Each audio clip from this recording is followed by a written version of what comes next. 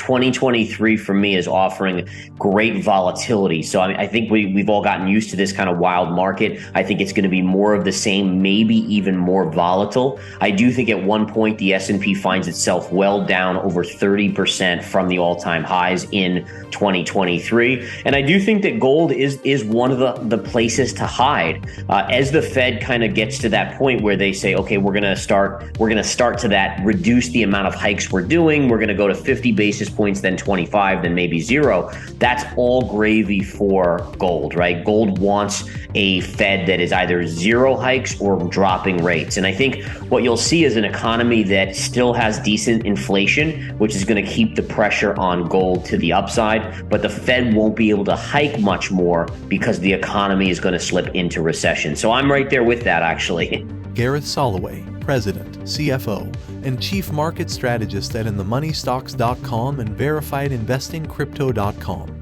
Gareth is a pro trader with over 20 years of experience. In his early career, he dedicated himself to the study of technical charts. While trading his own capital, he created proprietary tactics like the confirmation signal, three-tail theory, river theory along with cycle analysis, and an acute ability to read sentiment and time the markets. Welcome to my channel, Time for Bitcoin. Let me show my screen, share my screen here so we can actually take a look and see, and we'll take it step by step. So the beauty of it is that, you know, in all fairness, gold wasn't it wasn't like it was up 50% for 2022. But the crazy thing about gold is that if you compare it to the S&P or to Bitcoin, that was the place to be in 2022, right? So it's done really well. What I love is the recent price action. And what I want to show you guys is take a look at this. So you had this little W bottom pattern. You had a breakout, a retrace to that level, and then it went up to the next level of resistance. You can see this top here and this area right back here. Now, my guess is that you'll actually see another breakout to the upside here, and eventually we're going to find ourselves back to this kind of triple top. It'll be a triple top at that point in 2023. Now, I actually do think we'll exceed this level. The question is by how much, but I do think that we will exceed the 2070 high on gold in 2023. So look at a certain, like a target line. I would say you could connect this high here. And so you could be looking at least 2150, maybe 2200 on the upside as resistance in 2023. So percentage wise, that's not bad. I mean, you get to 2150-ish, you're looking at about 20% or so upside in gold for a year, which for gold, that's an awesome year. Yeah, so the leverage is tricky, right? Because anytime we do leverage, we run the risk of over leveraging ourselves. I think for me, it's the GLD. I like the GLD. If you're aggressive, I think the GDX is going to be a great way to trade it. If we go to the GDX, in fact, which is the gold miner ETF, it's had an amazing run recently from $22.50 all the way to $30. I mean, percentage-wise, that's remarkable. Notice where it's stalling out, though. I love showing where resistance is coming in, and what we can see right in here is it came right up to these former little pivots. So you got to let it digest here, which is what gold's doing as well. And then I think we could easily head back to the $40 level here. Now, one of the interesting things about the miners and why they generally were weaker in 2022 is because inflation pressures really ate into their ability to generate profits. And I think people don't understand that. When gold, even if gold just stays at flat, because they had to pay their labor more, their costs for their equipment went up because of inflation, they were really getting squeezed in terms of their profitability. Now, if you get inflation to kind of stall out and maybe not go up anymore, this is where a rising price in gold can really help them do well. So here's your GDXJ chart. And you're right. I mean, if you look back, you go back to 2020, that was really the high on GDXJ. It's kind of been in a downtrend for a long period of time here. A couple things that catch my eye here. Number one, we look at the lows from 2021 and notice how they all align. So what that tells us is that this is a very important support level. And if by chance, I don't think it gets back here, but if it did pull back down to that same line, that would be a no-brainer buying opportunity. Every time it hits, it bounces off, hits, bounces, and you can get these very nice moves. The other thing to look at would be connecting these highs here, and that would be kind of your resistance line. Now, for me, when I look and I zoom in on this chart, there's kind of this kind of inverse head and shoulder pattern where I would be a huge buyer. If you could get GDXJ to pull back to 32 from 35.20, that to me would be a no-brainer buying opportunity. And you're right, the GDXJ usually percentage-wise gives you a much bigger move than even the GDX. So I think that's one way to look. To answer your second question, you went into, where's the place to be? So I think gold miners, that's where you want to see your money in 2023. And then I also think you want to be somewhat of a swing trader. You don't want to be a long-term investor yet, because I think the economy will go into recession. But I think there are stocks out there that they'll get so discounted, good quality names, that you can play them for bounces over the course of the year. I also think that we'll likely hit bottom on Bitcoin in 2023 as well, and that will offer a very interesting kind of risk reward trade. So I'm looking actually on Bitcoin like around 9,000. I think we head down there, but I think once it gets there, it becomes very, very intriguing as a long play. Originally I was talking about just sub 20,000, that 18,000 level. And then what really ended up happening here is that, the more I studied cycle action and cycles, it's not so much the FTX scenario, it's more just the inability for us to even see any sort of rally. It's just step down, step down. And what you have to do is you have to look and realize that the Fed is no longer printing of money. And so this is the first bear market in Bitcoin where the Fed hasn't been printing money, which means it probably needs to do even more downside than past cycles. Past cycles were 80 to 85% decline. We haven't even quite achieved that yet. So I think on a stopping point, that 18 to 20 was the first stop. I think there'll be another bounce around 12 to 13, but I think you have to look at, the 9,000. You want to get to max pain on Bitcoin, just like any cycle, it has to get to max pain. And that probably is when it breaks 10,000, you'll finally get some sort of bottom there.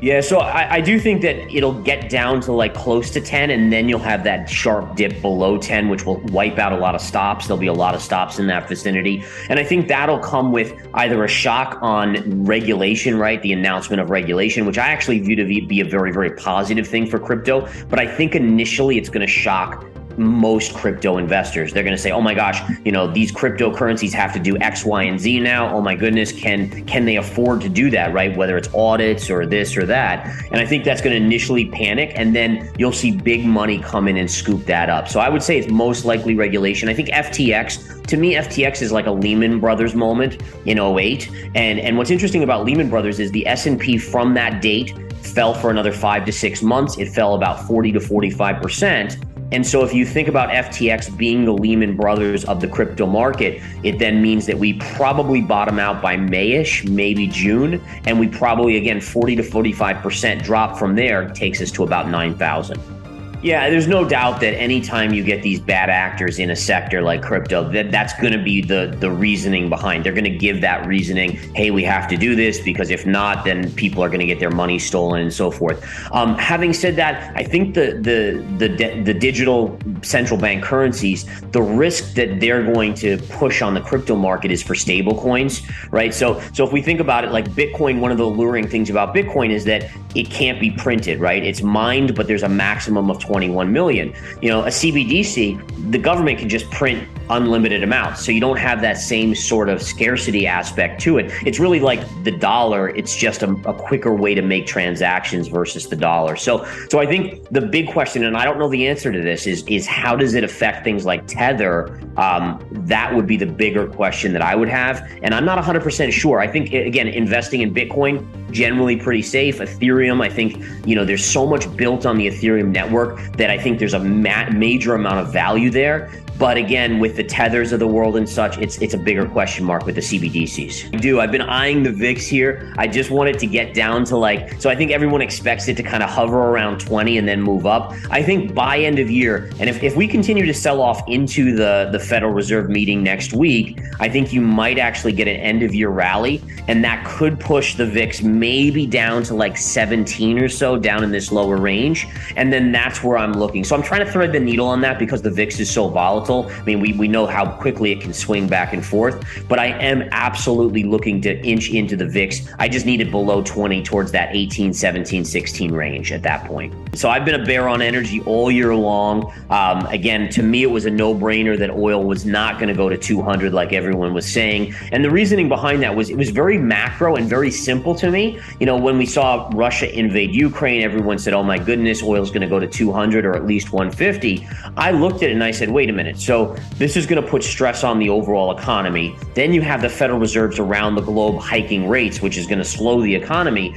Yes, the reduction in oil from Russia maybe puts a little upward pressure, or cuts from OPEC, but it is dwarfed by the reduced demand for oil, right? I mean, just think about, you have a global economy which potentially could go into a global recession. We know China's basically there at this point because of their COVID zero policy. And so to me, it was like, okay, well, oil's going to go down. And sure enough, it has. Now, what's interesting about oil here is it's breaking support right here.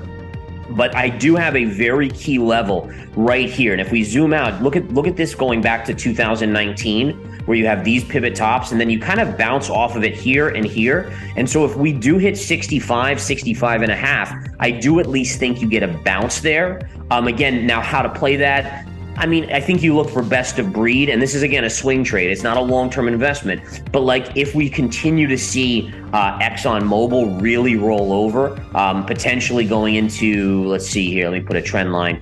Like, if oil hit that level of 65 and a half, and Exxon fell right into this 88 level, then to me, best of breed, you buy that for a bounce. I think oil bounces nicely off of that. But for the most part, I honestly think that we will see a big recession in the US, so it's hard to really be overly bullish aside from a swing trader on oil.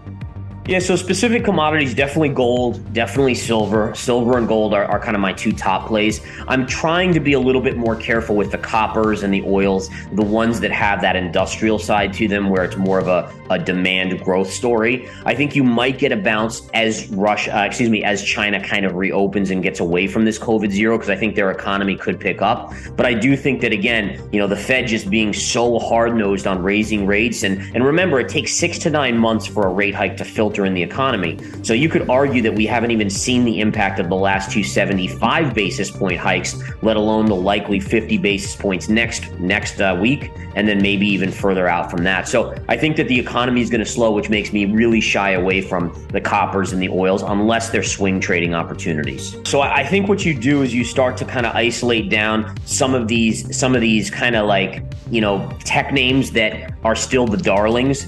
For instance, Apple for me is definitely one where I would look to be short. And again, that sounds crazy to most people, and that's exactly what I want it to sound, right? I mean, when it's a crazy idea, that's usually the right idea. And so for Apple, there's a really important trend line right here. And you can see how Apple's been hovering and kind of coming down and hitting this level. So if Apple breaks like 136, I think it has downside to probably about $95, and I think we likely hit that in 2023. So I think Apple's a great short up here. Obviously, a break of the trend line, it would be best. And then other than that, I think you just look to short anything that has an economic impact, meaning that, if oil bounces sharply back up to 80 or 85, you look to short that back down and kind of play those down moves as the economy continues to weaken. Thank you for watching the video until the end. Please consider subscribing to this channel to stay updated. See you in the next episode.